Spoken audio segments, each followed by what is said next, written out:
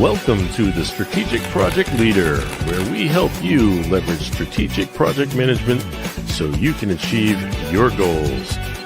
Now, here's your host, Fola Alabi.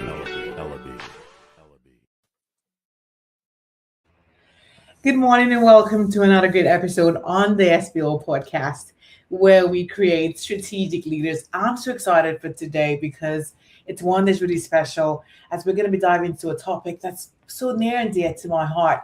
But before we get into any of that, for those who obviously don't know me, I'm all about helping leaders, entrepreneurs, and business owners elevate and really pretty much turn the ideas into tangible outcomes, right? I leverage project skills. We talk about strategic leadership, but all of these come together to help us create, better projects, get employees excited about what is to come. Today, we're going to be diving into a great topic where we're going to be talking about not just communication as you've always thought about it, but everything that goes into ensure that information gets, disseminated properly. But what comes into it is one that creates greater value. And I've got, the two pros with me today. And we go way back because when I think about my journey into leadership and communication, and people kind of know me that I travel all over the world and I do all of these talks, I kind of scrapping right from the ground and trying to learn this skill and become even better. That was kind of where I met my two guests today. We have been Toastmasters for a while, and we've actually worked to master the act of communication. And this is really great because when I see the journey and how far they've come, they've worked on this fantastic tool. I can't even wait to get to see more about it. But today we're going to be talking about communication in its essence. Can you please help me and join me? And let me know also where you're joining us from so we can showcase and highlight you. But I have today Nigel Smith and Merv. Can you please help me get them? Welcome to the SBO podcast. How are you guys doing this morning and afternoon for you? Good afternoon. Yeah, I'm great. Thanks, Fola. Thanks for the introduction.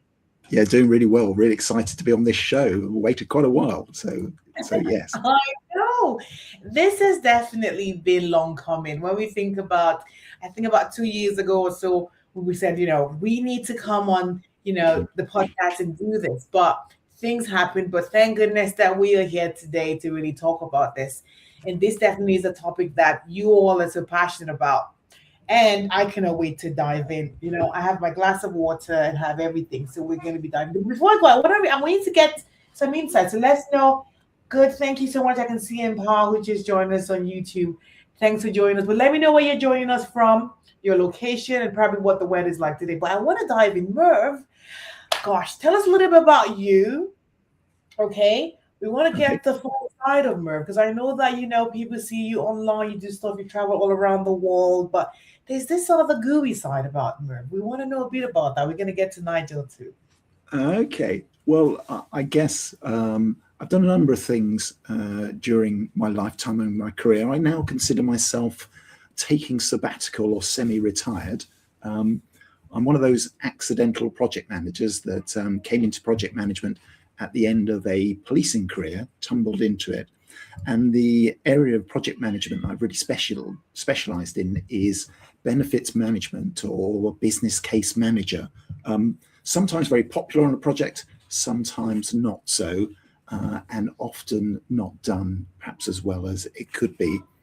And since I retired from the police, I've really done a lot around organizing project learning events. So whether that's online digital events, webinars, etc., conferences, and I've organized many of those for both the APM, Association for Project Management, and the PMI, with whom I volunteer nowadays. And I guess in the last few years, I've got kind of excited about the opportunities around using AI to improve people's competence and confidence when speaking.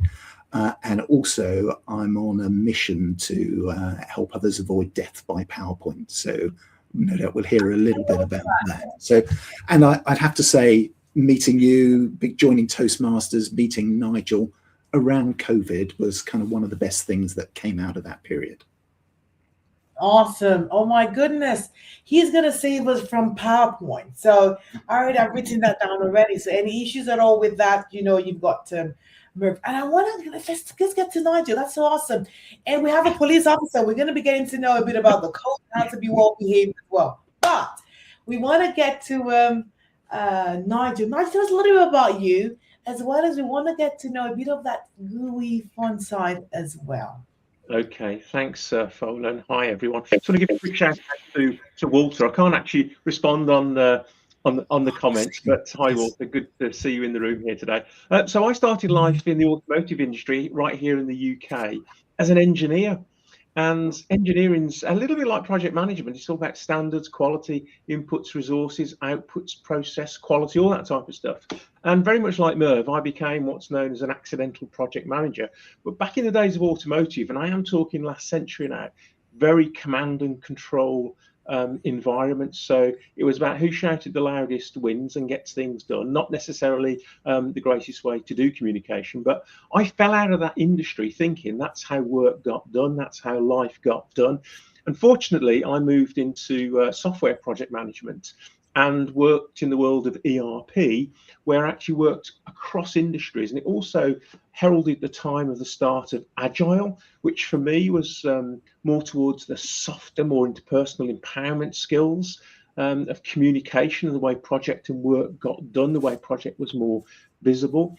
And so that really sort of gave me the juxtaposition between being told and being included and to be informed. So I really understood that sort of more relationship focused communication. And added to that, Fola, when PMI came out with their triad of power skills, ways of working and business acumen, I really hooked into the power skills one, because that really for me is my real keen interest and passion, because the number one power skill, of course, is communication, what we're going to talk about here today. So that's my sort of journey. For any folks that are familiar with the small land of England, I live not too far away from a place called Stratford, which used to have a famous bloke that wrote a load of novels and stories and plays and all that sort of stuff a few hundred years ago. So I'm about half an hour away from that. The sun is shining today. We're a brisk, probably 40 degrees, so not terribly warm, but I'm sure we're going to create some temperature and heat in our discussion coming up. Awesome. We need to create some heat. You just heard that, because for me, it's snowing here. I want to make sure that my driveway gets heated up after this conversation. You made it really, really clear, right? Communication is one of the number one power skill. I believe it kind of drives everything. It kind of because the work that we do, because the best of ideas will go nowhere if we cannot fully communicate the value of what we bring to the table. So you could be a great engineer, you could be, a great founder, but if no one gets to know about it, then what's the point? And you being able to master that takes a lot of work.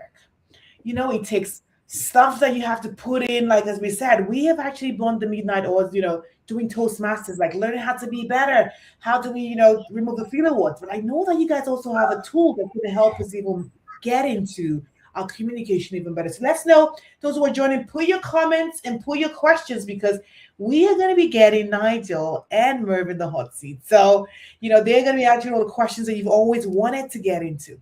Well, as we get into this, I really wanted to find out how exactly do we really frame the gap between communication and behavioral change?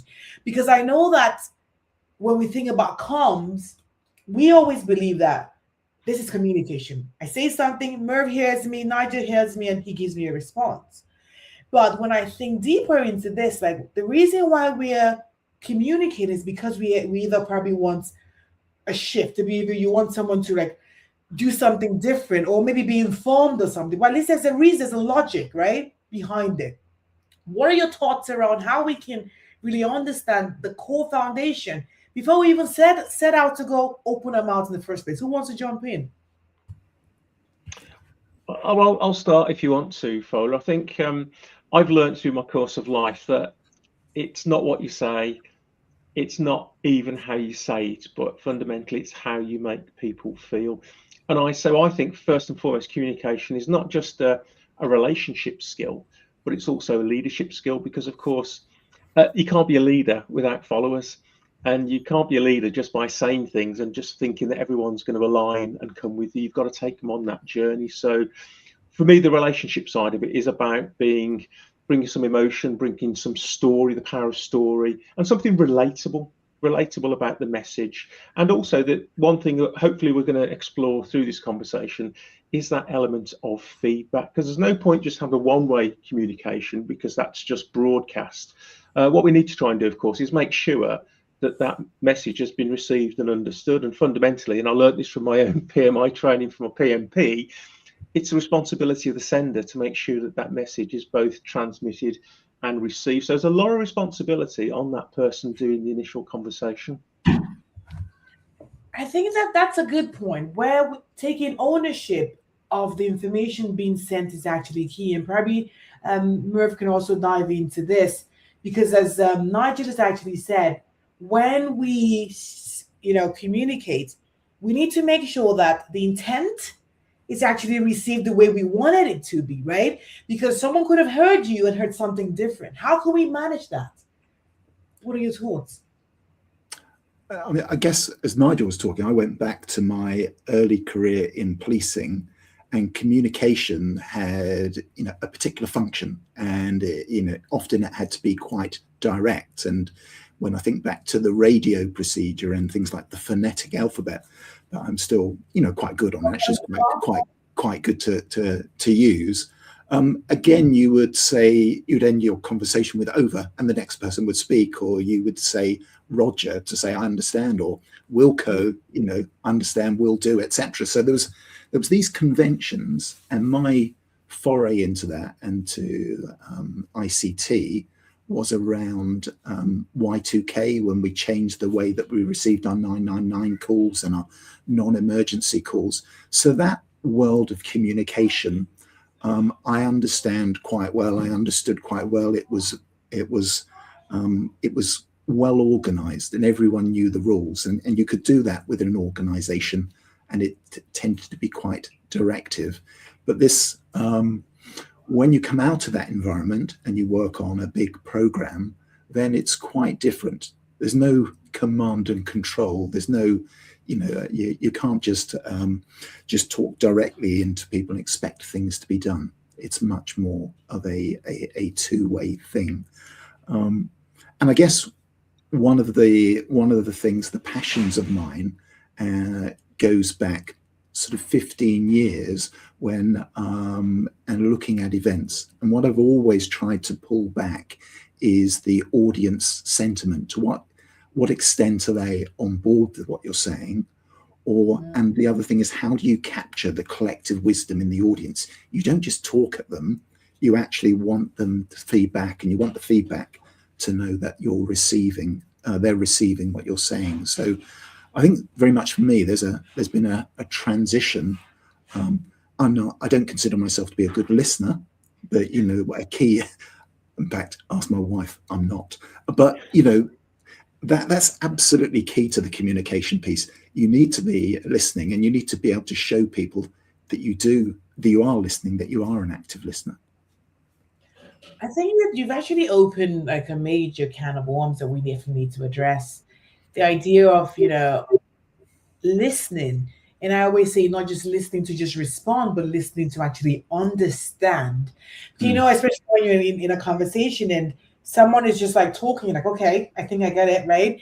And maybe you're just there just waiting for your tongue to just blot out everything in there. But like I ask the question all the time, have you truly understood what the person has said? Or you kind of giving them cues to say, is this exactly what you meant?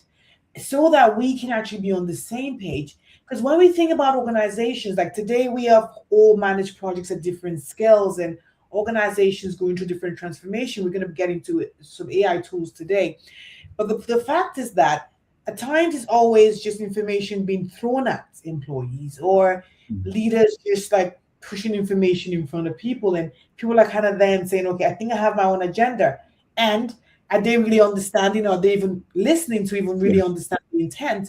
So the two sides of the coin now, two people have got a role to play, where even if you say the information is not coming the way you want, but are you prepared to even understand the intent so you can maybe ask the right questions? You know what I mean? Because that's a gap that definitely exists. And a lot of project failures have been tied to communication gaps, because the intent has been there, but many people never understood it, We talk about alignment. There's just all like can of worms that get open. And so for those who are actually listening, that's also probably a homework for you to think about. When information gets shared, if you're the sender or the receiver, what's your role? The sender, as Nigel has said, you need to ensure that people understand the intent. But if you're listening, you need to listen to definitely understand. I think that gives us a good segue into the next question. So when we now think about that, what tools or what can be done to then help us, enhance clarity, engagement, and all that, especially now with AI? So we know the main rule is that we want to share information. Well, I know that you guys have been working on some stuff, especially when it comes to leaders who want to, move up in their career. They've been told to create this particular presentation for a group. And they're like, okay, how do I really show up intelligently? How can I crystallize that information? So we want to hear more. So what tools are available, or what have you found to have been, really helpful to help enhance clarity, engagement, and execution? So I'll start this one, if you like, Fola, and I'll let Merv do his magic with the art and the science of some of the research we've been doing over the last few months. But I think fundamentally, clarity isn't a document. It's not a slide deck. I still maintain there's an element of, there's something about what happens in the room. It's that sort of looking people in the eyes, it's the nodding, it's a sort of, yeah, I get this, I understand this, that sort of direct communication. I think we've lost a little bit because when it goes virtual, when you're looking at a blank screen and somebody's muted, you have no idea whether that particular message is getting through. But some of the great work we've been doing over the last 6 months or so is really getting into what we call, if you like, getting the detail that's usually distributed, like everyone asks for the deck of the presentation, it gets sent out and nobody reads it. We're able to synthesize and analyze that and bring out some key factors and also apply it to industry best practice. So Merv referred to something about, one of his pet passions at the moment is avoiding death by PowerPoint. We've got some really good tools and ideas about how to educate people about presenting in a much more concise way, and actually it's based on the premise of less is more. And so I think I might just stop at this point. Merv, is there something you want to share, or go into a little bit more detail about what we've just said there? I think a lot of it comes back to Toastmasters, and I kind of fell into it, or when I met you, my eyes were open to the possibility, and I think it has such a great synergy with project management, with the power skills within PMI. And there are the kind of two parts to it that we've divided things into. There's speech craft on the one side, and then there's what we call presentation mastery, and they come together, particularly when you're thinking about, maybe you're thinking in an organization and you're thinking about things like that town hall or a high stakes presentation. How do you ensure that you get those messages across really effectively? And how do they land? And undoubtedly there'll be some sort of presentation or slide deck that goes with that. So really been looking at, I think, taking those skills and even the format of Toastmasters, and Nigel, perhaps we jump back to you to explain what's going on in a typical Toastmasters meeting. But even that format is great for then moving that into whatever the situation is in terms of project management, and that's kind of what's for me cemented a lot of my thinking is the typical Toastmasters meeting, whether online or in person. Nigel, did you want to just perhaps talk about change makers or something like that as to how we, how the Toastmasters format actually is great for professional development? I can. I think the temperature's just rising for me. I wasn't really expecting that question, but I'll go for it anyway. Yeah. Yeah. My so drawing point began to melt a little bit, Nigel. So I think we're getting there. No, it's going to thaw out pretty quickly. Don't worry about that, Fola. So fundamentally, for those folks that don't know anything about Toastmasters, it's a big global organisation, very similar in structure to PMI Global as well. So there's about 500,000 members, 140 countries, thousands of clubs across the globe, and it does really 4 things. Fundamentally, people might know it about, well, you go there because you want to be able to speak and present and gain confidence and overcome fears of actually presenting and speaking. I can tell you that the confidence and overcoming the fears actually come as byproducts as opposed to the real reason you go there, because once you know how to do it, the tools and techniques to use, that's fantastic. These things just disappear. The second thing it's great for, and again, Merv has sort of touched on the fact that it aligns so much with the synergy of what we do in the world of project management. It's all about leadership skills. So you've got the ability in a safe, secure environment to go off and do various roles, both at a club level, an area level, a district level, and division level and a district level. And a district level, for example, could be a country level. So, for example, in the UK and Ireland is one district. I know in the US there's probably several of those. But you've got volunteer opportunities to take forward and really lead change through the sort of organisation. The third aspect of what Toastmasters is great at, we've touched on it already, is feedback. And I'm going to use my famous quote of all time here, Fowler, so you'll have to excuse me, from Ken Blanchard, is that feedback is a breakfast of champions. How often, and we've spoken about it already today, about some message gets sent, but has it been received? Has it been understood? Is there any feedback? Does it resonate? Do people believe it? Do they buy in it? Does it give that alignment? Toastmasters is fantastic for developing active listening. I was once told to listen with the same passion as that I want to speak. And that's pretty hard for some people who like to speak a lot. Fast talkers, people that, you can't get a word in because they're always talking, aren't necessarily great listeners, but actually stepping back, listening to understand, as you said before, Fowler, and I think we can quote Stephen Covey on that particular one. One of the most fantastic skills that I never knew. I thought I was a great listener till I went to Toastmasters. But anyway, the fourth thing that I think is really vital through that particular program, and arguably it's more important than the previous three I've mentioned, and they're all great skills.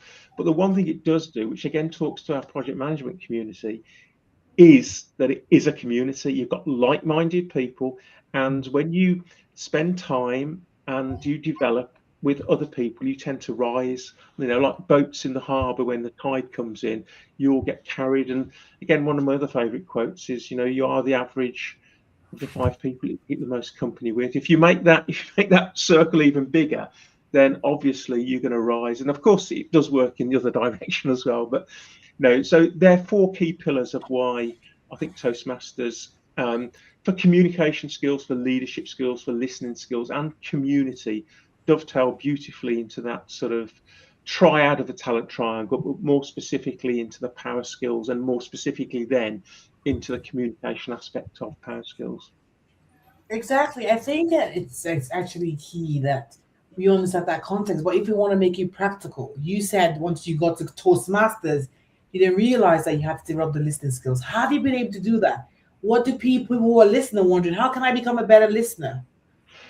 Well, I'll take it to start with, just as the temperature's rising again. But fundamentally, Fowler, bizarrely, it's through feedback. So you're getting feedback from your peers in your communities, and these peers are trusted advisors. They're not just working colleagues and peers in your sort of organization. These are people that have followed the program. They understand the process. They know what good looks like. And when I first worked into Toastmasters, I had to drop my shield of ego, thinking I'm really great at this and everything else, because I wasn't.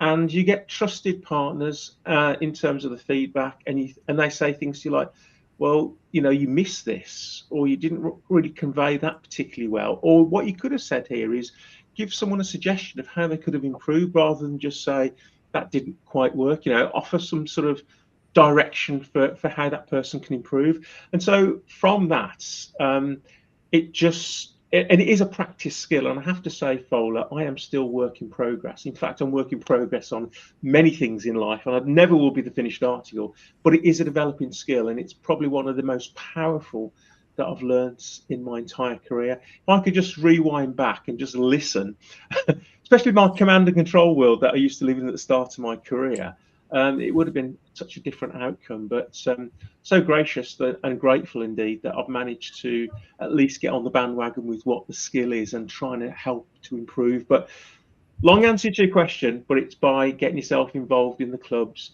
speaking with mentors and trusted peers that give you good feedback. And that's where the journey really starts. Yeah, for sure. And I love the fact that you just mentioned that it's a lifelong learning skill that you have to keep improving on.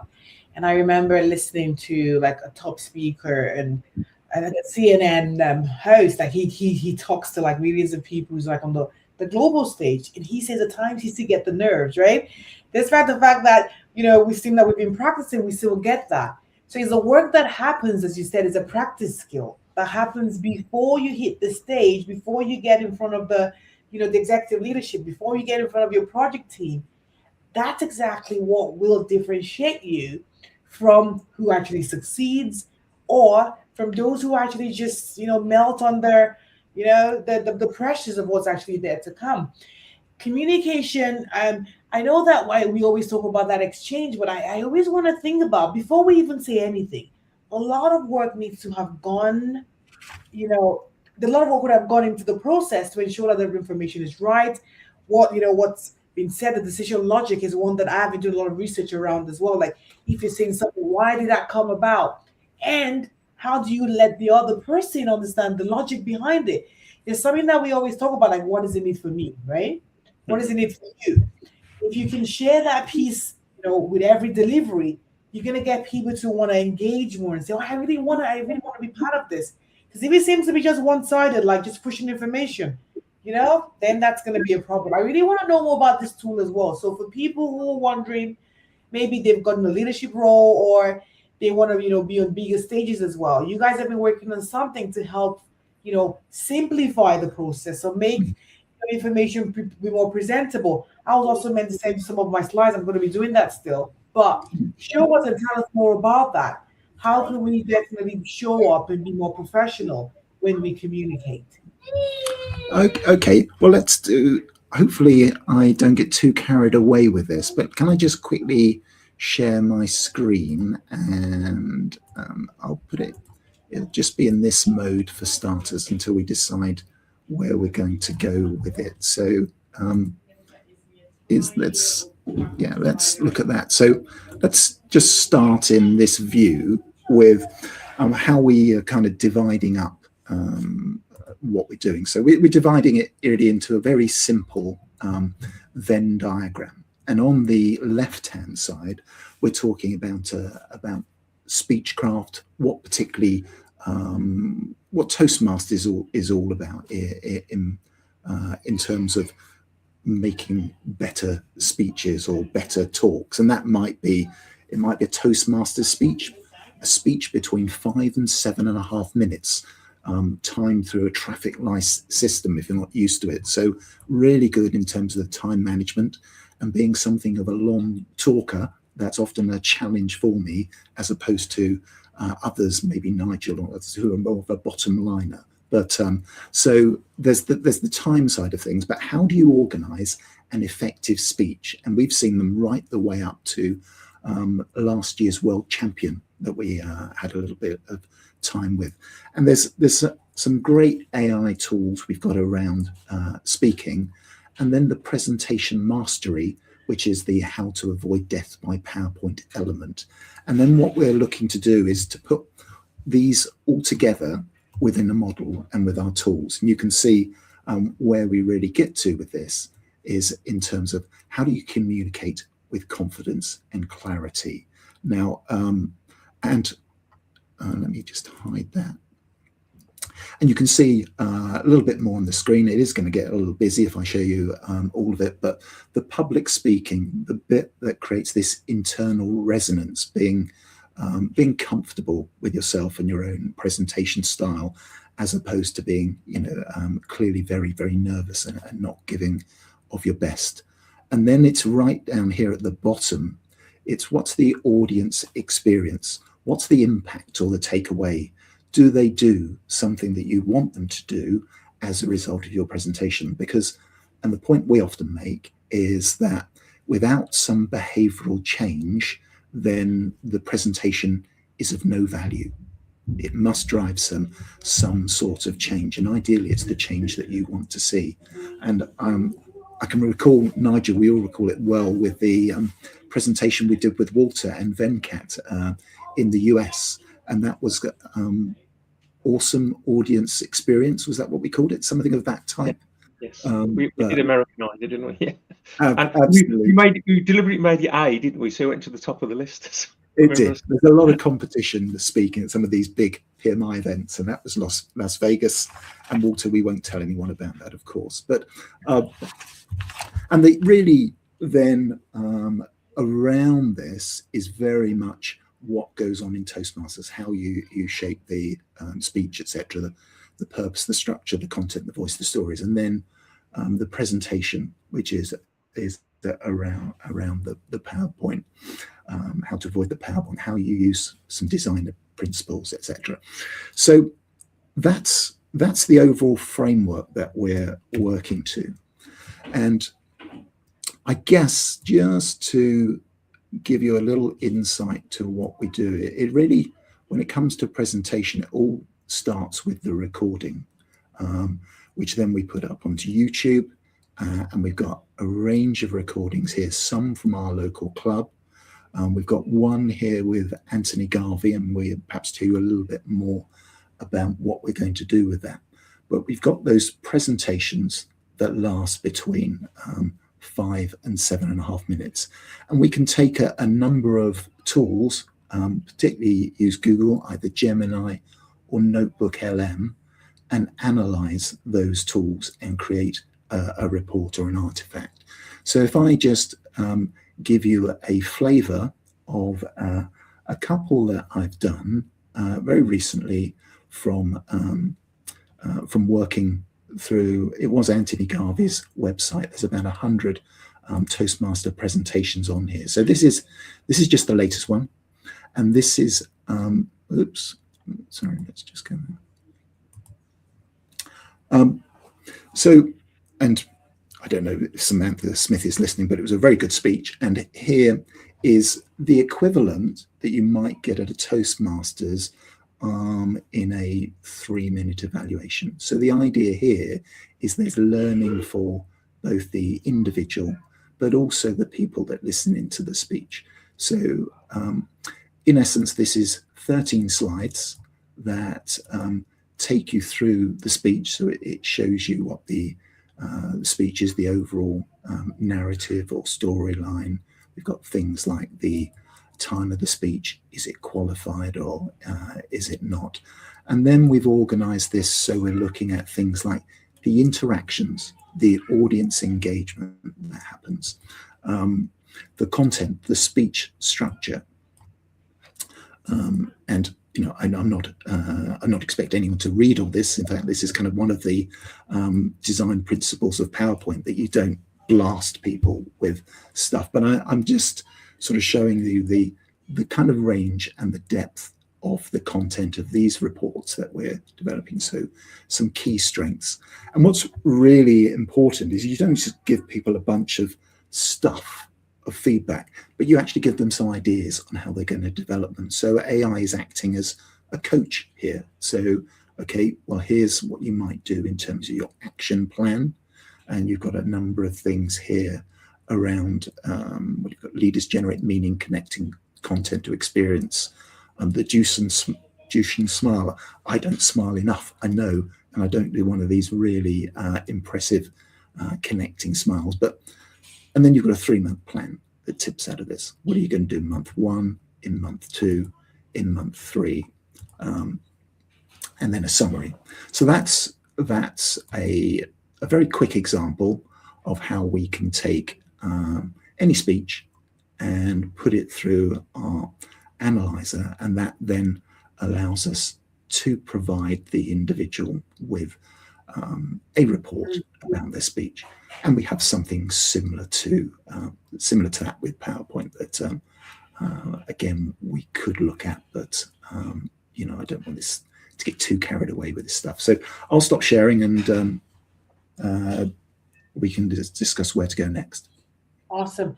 I think that's key, because what I can pick out of this is a couple of things. First of all, the information is actually being presented, right?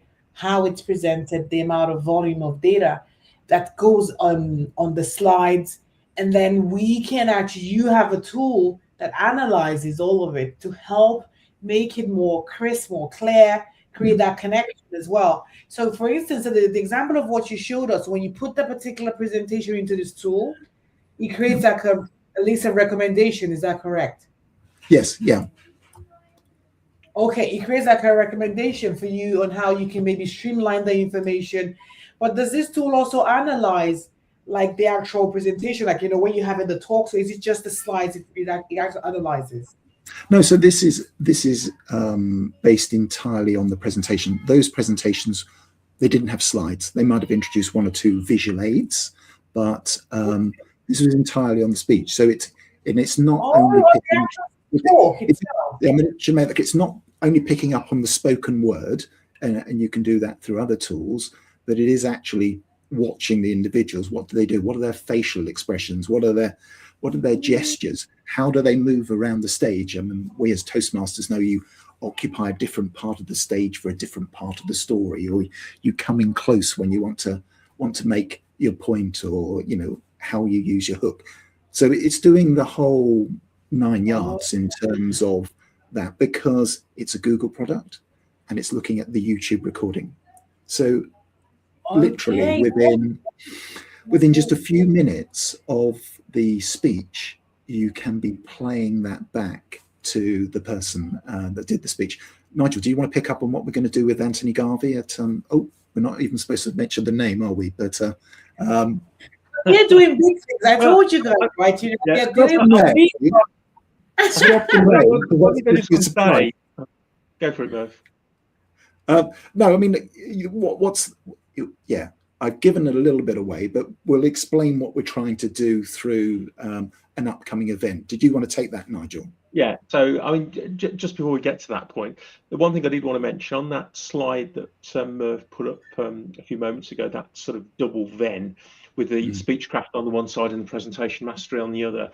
There's two things working here. One is the person, which is the speechcraft. The presentation mastery is about the tools we use, including some of the AI. And if you're comfortable with both of those, what we're talking about here is you get inner resonance in terms of being comfortable and confident in the way to speak and use tools. And the impact to the audience, I think we had it as the impact, but it actually is influence as well, which we think is leadership. Because again, back to one of Merv's points, the ultimate goal of communication to people about what needs to get done is you want action, you want a behaviour change, which, if that can be done, is alignment. So that's what we're trying to do with all of this. And I think so what Merv's just shared with his example through the AI tool, I think it amplifies and augments communicators, but it doesn't create them. So the person themselves has got to be in a position where they're ready to embody, embrace, immerse in all the best techniques of being a great communicator. The AI stuff can really augment, help, develop and educate people to become stellar communicators. But just back onto, I think what Merv set me up for this question here is, we're going to the District 91 annual conference about this time next month, where we've got a slot where we're working with a district speech champion who unfortunately can't be there live, but we've got his recording, we've analysed it. Okay, so we've got the AI output of what it thinks of that speech in terms of the great points, suggestions for improvement, and all the other criteria that Toastmasters look for in a great speech. And then, bear in mind, we've only got 30 minutes to do all of this, but we've got a district evaluation champion from a couple of years ago who's going to do a live evaluation in the room, having not seen it until just that point. So we're going to give him a couple of minutes to get his notes together. And so what we're going to do is speech, human evaluation, AI evaluation, and then we're just going to tie in the links between, did the AI evaluation actually miss something? Did it augment what the human evaluator did? Are there elements in here where the AI can actually augment and improve not just the speaker feedback, but also the evaluator's feedback? So we're really trying to develop a tool which speaks to the ongoing continuous improvement and development and training of people to become better communicators. So that in a nutshell, again, we've only got 30 minutes to do this live on the day, but that's what we really wanted, Fowler, was to get someone live in the room to do the presentation. And while the human evaluator was doing, have all the AI running in the background, then just in time we'd pop up and say, this is what AI thinks, and then go into a big debate. But we would have needed an hour to have done that. But we've only got 30 minutes, unfortunately. So we're going to have to sort of bring a rabbit out of the hat a little bit. But what we're trying to do is to see whether there's interest in what we're doing here. Is this something that lands with people? Is it something they're comfortable with? Because most people, depending on where you are with AI and what it's capable of or what it supports, you're either quite sinister with it or quite supportive with it. We're just trying to position it as, well, this is a tool for improvement, and, you know, try it before you trash it, sort of thing. So we're looking for to work with people to try and see if we can measure differences. And I guess, Merv, this might be a great segue into that story with Sabi, what we did with last year's World Champion of Public Speaking. It certainly would. Yeah. Merv, I think the key here is that before we even get into that, is that a lot of leaders don't realize that there's actually solutions and tools to definitely help you become better. As you said, feedback is what breakfast for champions. And the act of, you know, communicating, I think we see it sounds so mundane, but it could just be the thing limiting you from moving from where you're at right now to the next level when it comes to promotion. It could even be what could prevent your project from being more successful, because people may not even understand what's really going on. How do you present the information? How do you present the data? And how do you also show up confidently? So here you now have like something that can help you position the message better, make sure that you can gather the feedback and take that in so you can improve this overall. So you're about to talk about someone that you actually worked with recently, and what was the process like? What was the outcome? Merv. So will we think about Sebi and what we did there, or? Yes, okay. That's what you're about to say, Yeah, I guess. And so you can imagine this. I think it was, we were very fortunate to be asked to do a Toastmaster event, which included a short presentation or interview with he was the world champion of public speaking for last year, a guy called Sabi Sengupta. And when we showed Sabi the analysis that we'd done. That was me, though. Did you miss the name? I was meant to be the world champion of public speaking. That was me, though. Well, obviously that was a different year, but okay. But we'd certainly give us some materials. We'll analyse them. But the point was, and I think it was a very useful point, was that he said, well, that's great, but what he's really interested in was the delta. How did he get from where he started out at club level to winning the world championships? And that was it was stellar. It was over the period of about 6 weeks. So what he made available to us was an early version of his speech versus the final version. And we were able to take those, pop them into YouTube, pop the links into our gem that do that, and compare over time the two speeches. And we generated we've done a number of decks, but really it was an infographic and it was a scorecard, and it marked across a set of criteria, and it showed the development over time. And that's really given us the idea that we can work with individual speakers, perhaps analyze their progress and offer that to others, and provide that. And it's either been the same speaker with the same speech, and we've got another great example of one where the speech was given at club level 11 years ago and then given 3 years. So there's, not only the development of the speech, but the individual perhaps looks a little older, or, the mannerisms might have changed. So you can look at a speech over time, or you can look at the individual and the speeches that perhaps Nigel or I gave at club level 5 years ago versus where they are now. So it's pulling out and applying that personal and professional development, I think, which is really exciting about the tool. And I would have to say that Nigel might have mentioned it, but this has all happened in about the last 7 or 8 months, because whatever, and I often say this, whatever you're doing today will probably look very, very dated in 6 months' time.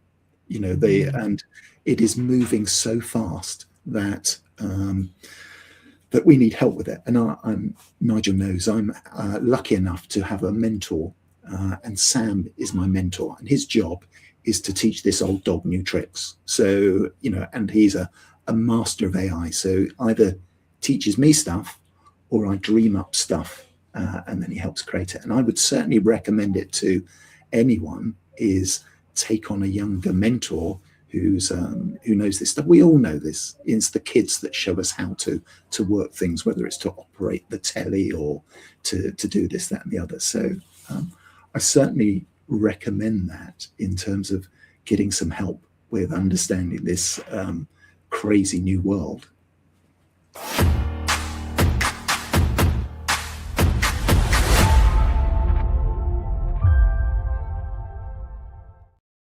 We talk a lot about communication, and we've been diving into tools that can help you become way better, that can actually help you elevate and pretty much help you land the next promotion, or it could actually just help you just become way better, improve productivity and overall, and increase project success. But now we want to get into strategic lifestyle segment, because for me, I believe a lot in personal development, right? We do what we talk about always, but what does it matter if we don't become better leaders on our own? If we cannot influence outcomes even in our personal life?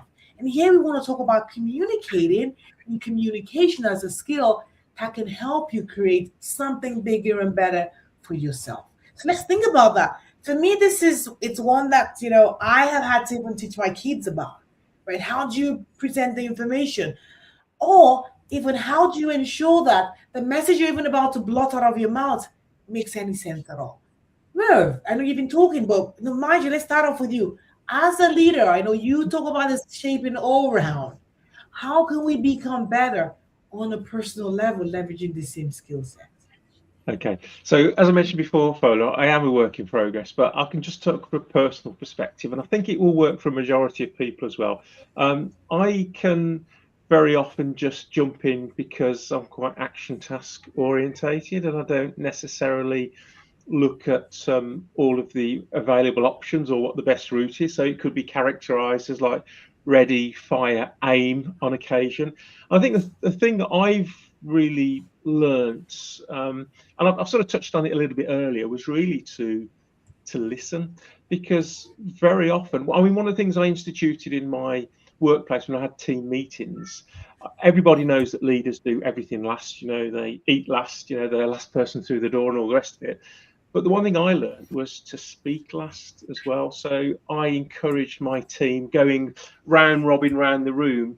I might start off by saying, okay, this is problem X, or this is what we're working on at the moment, and give everyone the opportunity to speak uninterrupted on that subject. Because what I found was that actually the problem I thought was a problem, by the time the conversation came back around to me, wasn't a problem at all. And as it's gone round, people have started to think about it and understand and contribute.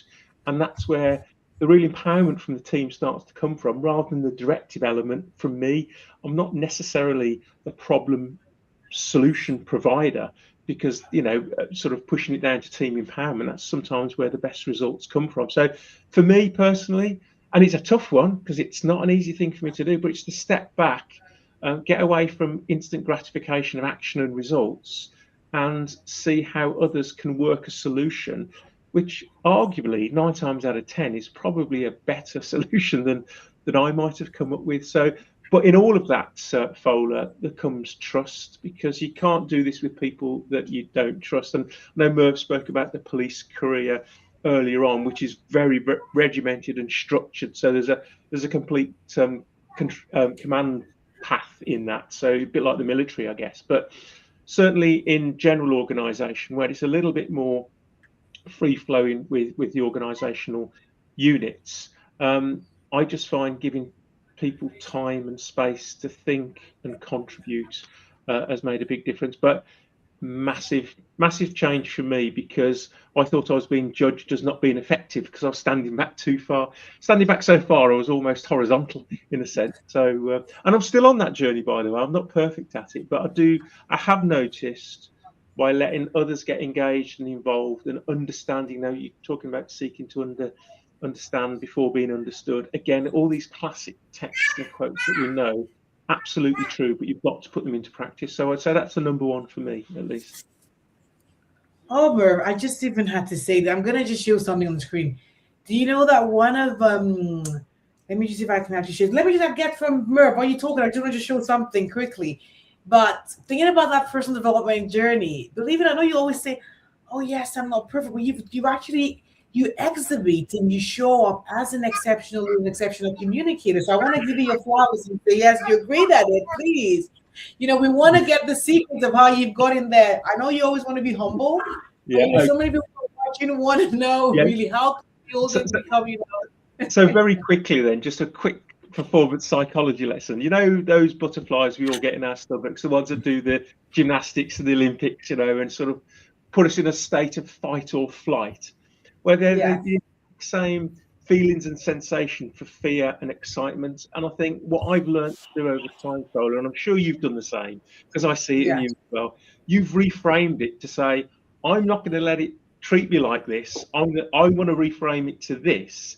And it goes from something that constrains you to almost like a legal performance drug in a way, but it's your personal choice to do that. And I'm on that journey of trying to do that conversion. And every single time I stand up to do anything, even when we went live on this session today, I was thinking, OMG, and I could feel it all starting to happen. And I had to go through the reframing and all those type of things. But everybody feels it. I think it's just the way you interpret it and what it means to you. So that's another one of my sort of learning takeaways as well. Awesome. I think that's great. I know you were just talking about, I mistakenly just shared the screen because I have like a manuscript that actually has this. I think I showed it a few minutes ago. What happened now? Tech is about sex. So the last one, great leaders communicate last and execute first. Can you believe that? Communicating last. I'm like, that's actually the title of one of my books is actually in progress. So yes. Great leader. I'll go for the co-writing credit. Don't worry, Fola. No. So we have to show that to say these are actually already in the works, right? Great leaders have to learn interestingly. It's almost like the opposite. How to communicate last. Because you want to get the information, you want to understand what's really going on before you just blot out and just show up just like that. So I have the rationale behind that. So it's part of my book. Did we lose Merv? Where's Merv? Goodness. For some reason, my camera's... you've got me on audio, but not on camera. Things have gone awry. Oh, I'm back. I had to say this moment. 5 minutes ago, my granddaughter came in going, Grandpa. She's only 2. I was going to hold her up to the camera, but I hadn't got parents' permission at that point. But that was lovely. So it got me slumped. Oh, you should have shared. Okay, that's okay. Yeah, that's fine. But I guess, I was just going to say, I think working with volunteers is fantastic. It's quite humbling at times to see their passion. And with the PMI, there are 14,000 volunteers. So there's huge numbers, and they're gifted, they're passionate, and they want to do service. So I get quite humbled. I work with a lot of them on events, and afterwards, it perhaps at that moment immediately afterwards, it's quite emotional, I think, to see what they've pulled off. And we've really done 24-hour charity events, PM for the World. We did a couple of times, as well as some others. So, I think in that respect, humbled and perhaps a little bit of a softie, but I really do enjoy it when other volunteers step up and I can just stop fussing around and let them get on and deliver stuff. And I think that's probably the point at which I think my work is done, when volunteers step forward. And I know, Nigel, we were particularly impressed. We went to a conference called Passion for Projects, bit of a plug, 15th year, Stockholm, Sweden.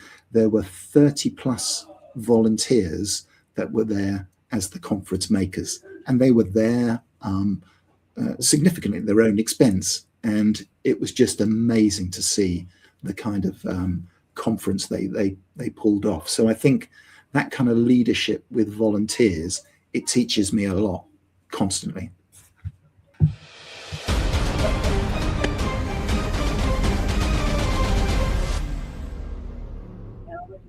be voluntold because you're going to be on the hot seat. So we've got a question that we actually had from mystery question.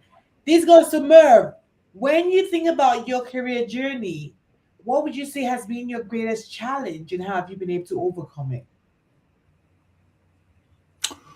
Ooh, I guess I think some of the projects and programs that I was involved in policing were particularly different and or particularly difficult. I do recall one that didn't go so well, which back in the time of when the mobile device was the BlackBerry, and we sought to increase the mobile information. It was called the Mobile Information Policing Program.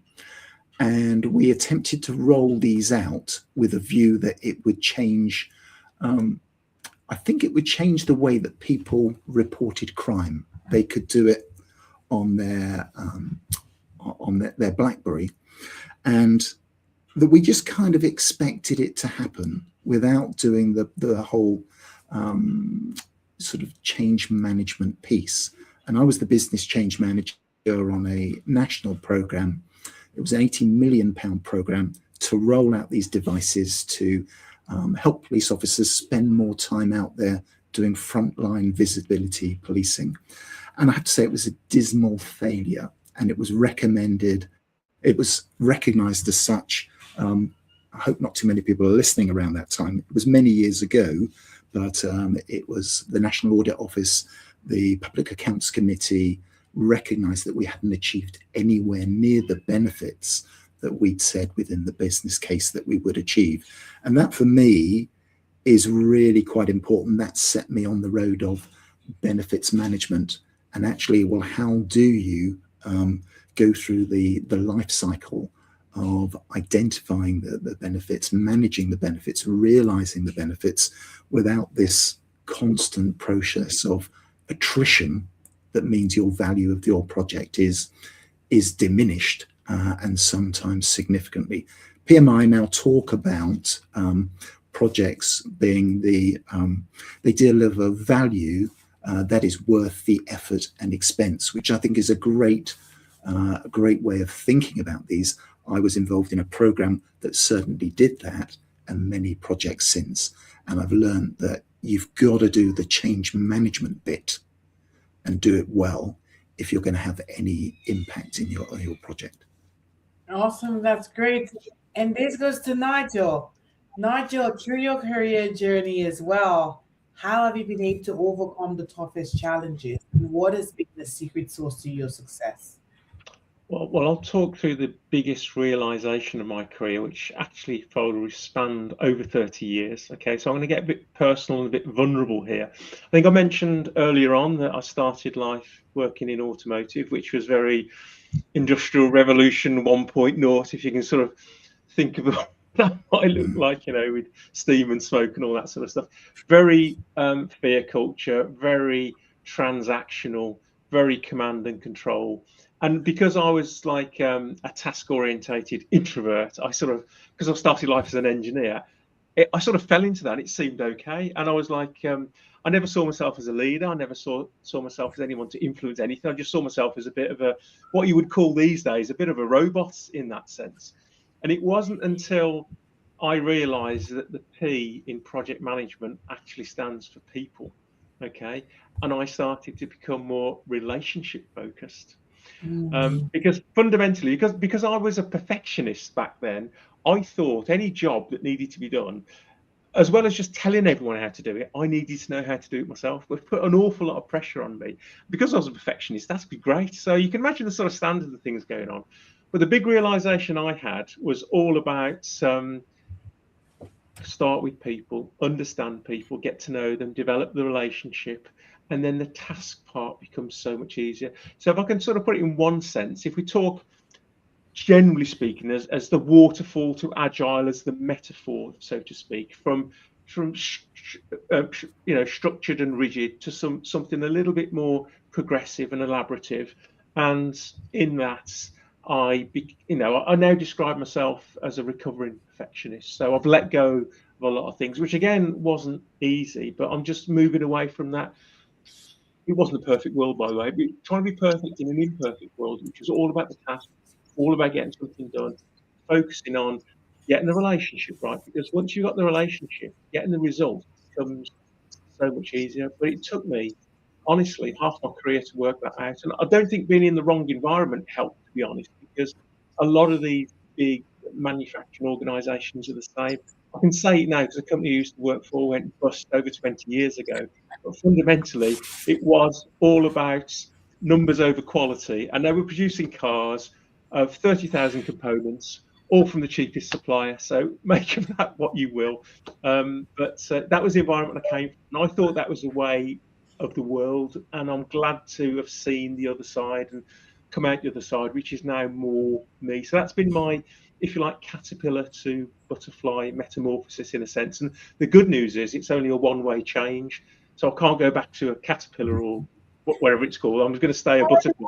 And so I just wish I'd have done it a lot sooner. And like with many things in life, I wish I'd done lots of things a lot sooner. But I'm glad that I have been through that particular process. So that's been my biggest learning. Hence why I think you said a little bit earlier, I might be quite humble about certain things. I don't like to sort of overdo it because I want to help and support others in their journey. And if my origin story helps other people to see that it's possible or can make the change, then that's all good. I think, like Merv said earlier on, at the end of the day, with the art of communication, what we want to try and do here is get some action, get some behaviour change so people do something differently. So, again, it's me, another long answer to a very short question. Apologies. I think the summary of it is the fact that obviously the start that you had, the environment actually shaped who you are, right? Yeah. You've been able to evolve over time, you've been able to learn the lessons from it. And the key here is about how I think everybody else was actually listening to say where you're at is okay, but that becomes the foundation. I talk about it being your launch pad. You need to keep evolving, just be open to learn, take the things that work, take the ones that actually doesn't seem so good, refine that and keep going. That's my 70-30 rule, right? It's not going to be perfect. 70% is good. You start, keep evolving as you go. Lots of questions. We're going to see if we can take probably one or two more before we go through. Is like, okay, second one, looking ahead. What do you see as the next major evolution in AI-powered communication agility, and which capabilities should leaders and teams start building on to stay effective, trusted, and human-centered over the next 3 to 5 years? A short one. We want 30 seconds now. Toastmaster level. Okay. Goodness me, I think you should perhaps do another PhD on this one. It's such a involved question. But that's you though. I'm leaving after this one. Next one we'll do the PhD. I was just going to look back because in 2020 I was involved in the launch of what was called the Project Data Analytics Task Force within the UK under the leadership of a guy called Martin Paver, and I think he was quite visionary. And he talked about project data analytics. We weren't even talking about AI, but having a 10x impact on projects. And when we think about where we come from 2020 in that short period, accelerating from the launch of ChatGPT, I think he was absolutely bang on. So I'll probably go back to Martin and say, what's next? But I think it's so difficult to predict the future. I think you just got to stay in touch as long as you can with this stuff. Is for me important. Not try to kind of eat it all, the elephant, but bite-sized chunks is my approach to it. Awesome. Just be flexible, be open to what is to come. I tell people technology is just what's going to always remain, right? AI is just one flavor of it. We're going to have another one. Especially quantum, we had the internet. How open are you and how flexible are you when it comes to embracing change? That's the muscle you need to keep developing, right? Being strategic means you're able to balance longer term wins with the shorter term impacts as well. And so all of it, dropping all of those balls and being open to all of that. But pretty much as a parting conversation, I can't believe we're over the top of the hour. What do you want people to remember from this conversation, Nigel? People have been listening. We've been talking about AI-powered agility for effective communication. What will be that final take home that people can walk away with and start doing today to start getting results? I would say when you think about the message that you're going to put together, don't consider it just to be a series of words. Try and convey some feeling and empathy and direction into what it is so it resonates and lands with that individual. And as we've said at the start, make sure that person understands what the intent of that message is and what the action and outcome is, rather than just that one-way street. So I would, yeah, and this comes back to my, directive versus relationship thing. I think you've got to get people to feel the words to know that the change is necessary. So some form of human depth into what that message is. The human connection that beats AI any day, anytime. Okay, and it always will. It always will. Yes, for sure. So what's the party words that what people need to remember and walk away with today and start becoming more effective? How do you sum it up? Put the icing on the cake for us. I go with a couple of things. I go tap into the collective wisdom of others, and we do a lot of that in presentations through Mentimeter. So tap into their collective wisdom, and personally stay curious and experimental would be my advice. Stay curious and experimental. I love that, and let people know. So how can they connect with you as well to know about the tools of what you're creating, and how can they reach out and what value can you create? Well, LinkedIn's a start. There's a couple of folks that have already done that during the course of this session. More than happy to have a follow-up. If anyone, a bit like yourself, Fola, if I've got some information that we can probably do a bit of a pilot with, more than happy to do that, to get some more empirical feedback. We're developing this. If we'd had this conversation 6 months ago, Fola, we'd have nothing to talk about, frankly, because it just started then. And I think if you had this next year, you'd probably get a couple of deep fakes on your podcast, because we wouldn't be doing it. So the time is now. So if anyone wants to reach out with anything they need help on, or a bit of advice, or a quick one-to-one, I'm talking for myself and probably Merv here, but more than happy to keep the conversation moving forward. Exactly. You just heard that. I always love to sum it up. For me, I'm like the queen of like frameworks and talks. We have actually been talking about, leverage all of these tools, becoming, masters of communication. But also what I did is I kind of put up together a slide. I shared this as well during the week on LinkedIn. Is communication for me is the last layer. When you're speaking, so what goes into the information that actually gets shared, and I call this the clarity stack. You need to ensure that you understand like the logic behind the conversation is that we've been talking about, the consequence of it, the behavioral transitions, and ensuring that you align with whatever systems of information being shared. And then communication becomes the proof that you've actually shared something. So when you communicate, you can say, yes, they understood. You got feedback. You can do exactly what's needed. It's exactly where you start seeing the results that you want. And I have a free resource that I can actually share with you. So connect with me.